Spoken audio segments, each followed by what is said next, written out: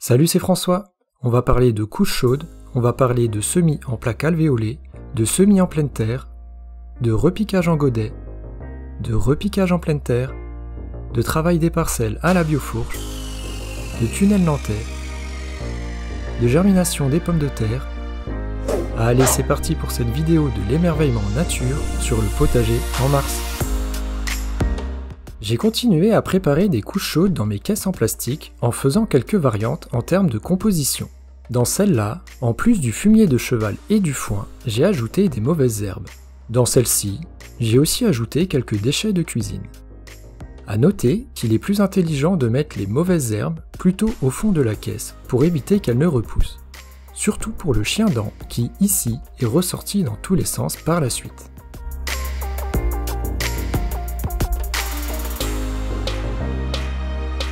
Je me suis procuré un thermomètre de cuisine à sonde à 13,70 € pour pouvoir contrôler la température de l'air et du sol.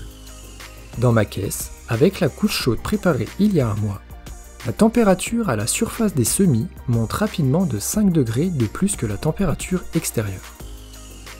En fermant le couvercle, avec à peine de soleil, on a plus de 10 degrés d'écart avec l'extérieur. Je suis content, ma technique a l'air de fonctionner.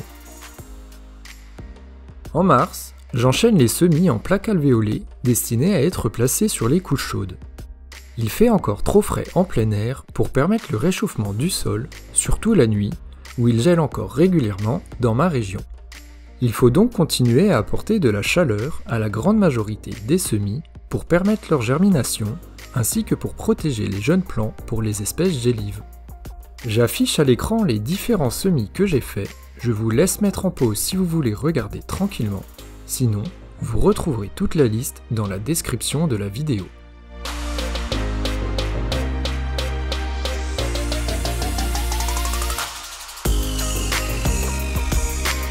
Si vous avez déjà vos pommes de terre, mettez-les rapidement dans un endroit sec à forte exposition à la lumière. Si vous les laissez à l'obscurité, les germes vont être longs, fins et fragiles, comme certains ici. On cherche au contraire à obtenir des germes courts et trapus. Même si vous plantez vos pommes de terre d'ici 2 ou 3 mois, n'hésitez pas à les laisser à la lumière, elles pourront attendre longtemps avec leurs germes courts et trapus avant d'être plantées. Certaines laitues, semées fin février, sont déjà prêtes à être repiquées en godets individuels. Pour retirer les mottes des plaques alvéolées, le plus simple est d'enfoncer une baguette par en dessous via les trous de drainage. Ça se démoule très facilement, surtout si la motte est humide.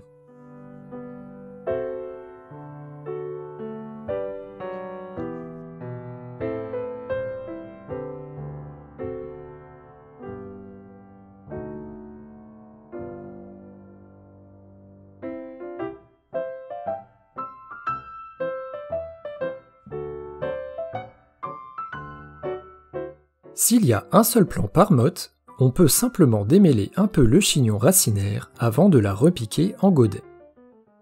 S'il y en a plusieurs, soit on élimine le ou les plus faibles pour ne garder que le plant le plus vigoureux, soit on peut essayer de démarier délicatement les plants pour en avoir plusieurs à repiquer.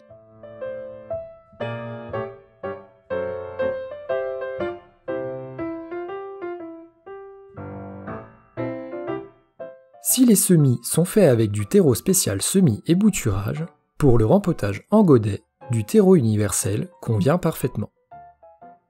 On enfonce la motte, on tasse légèrement, on appuie un peu sur les pourtours des godets pour aérer un peu le substrat, on en élimine le surplus éventuel et on arrose.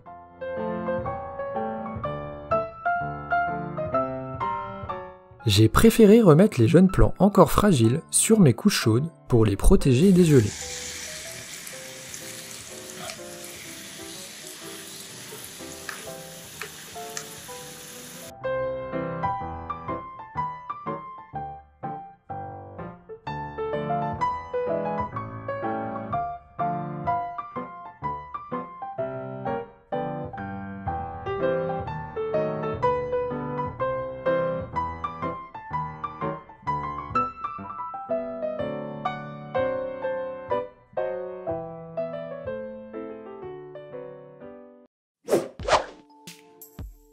Ça y est, j'inaugure notre première biofourche.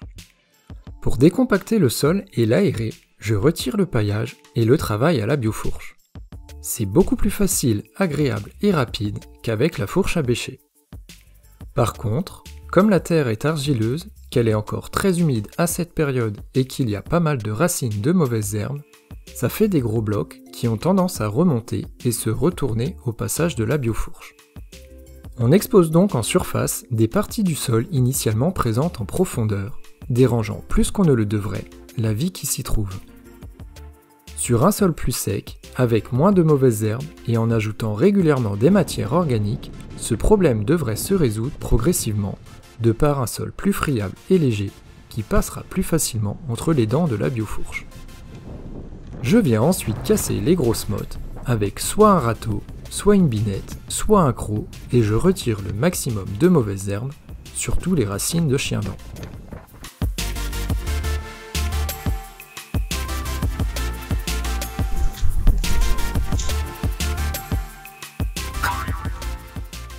Les graines de radis n'ont besoin que de 8-10 degrés pour germer et les plants sont rustiques. Ils peuvent résister à moins 15 degrés. Avec en moyenne des nuits à 3 degrés, des jours à 12 degrés et des minimums aux environs de moins 5 au mois de mars dans ma région, semis et plantations en pleine terre de radis s'envisagent.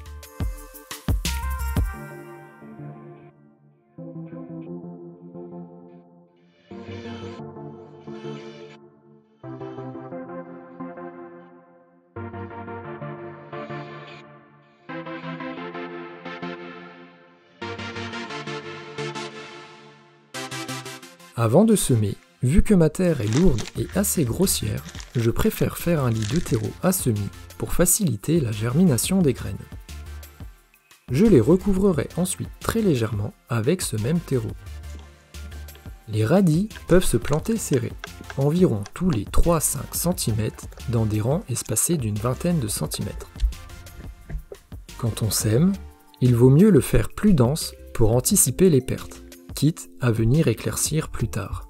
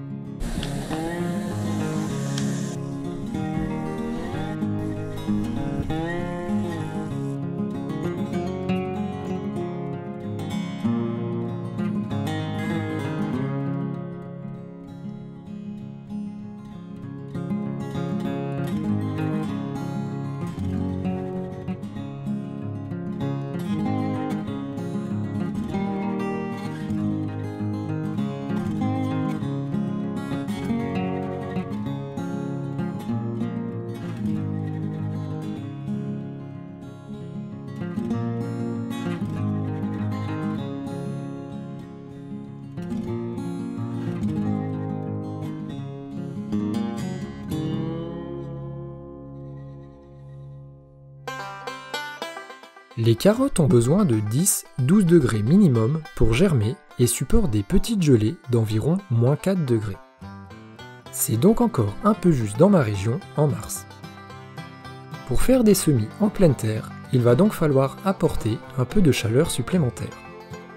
C'est pourquoi je vais ajouter un tunnel de forçage, également appelé tunnel nantais. Les graines de carottes se sèment environ tous les centimètres en lignes espacées de 20 à 30 cm. Il faudra ensuite éclaircir à 4-5 cm. J'ai acheté des tunnels de 5 mètres de long, 60 cm de large et 40 cm de haut avec bâche armée de 130 g par mètre carré avec 6 arceaux à 19,50 € le tunnel. Un tunnel va permettre de gagner quelques degrés supplémentaires. En journée, sitôt qu'il y a un peu de soleil, la température peut vite monter. En revanche, la nuit, le tunnel ne fera pas gagner beaucoup de degrés, donc attention à ne pas y mettre d'espèces gélives si vous avez des grosses gelées nocturnes.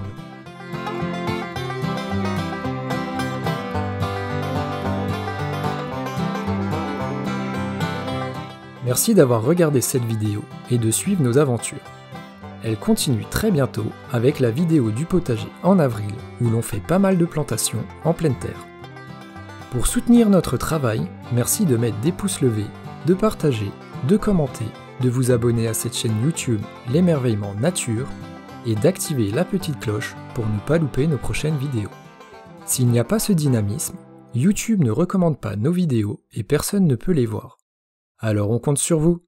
Allez, à la prochaine et n'oubliez pas de vous émerveiller. Bisous!